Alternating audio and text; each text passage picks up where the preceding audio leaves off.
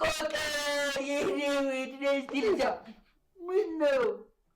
ስማ በየሄድኩበት ልክ እንደ ጻጽ አትከተለኝ እሺ? ጡት ላጥባ እንዴ? አዎ ነፍስ ያጥብኝ። ምን አልኩሽ? ደግሞ ስማ መንጌ ሲመጣ ከዚህ በኋላ ውር አለው ብለህ እከተልሻለሁ ብለህ ውድ ከራሴ እሺ? ሲጀምር እኔ ለእህትህና ላለ ሀብት ብዬ ነው እንጂ ከአንተ ጋር ጅል ከሆነ ሰው ጋር ምንም አልፈልግም።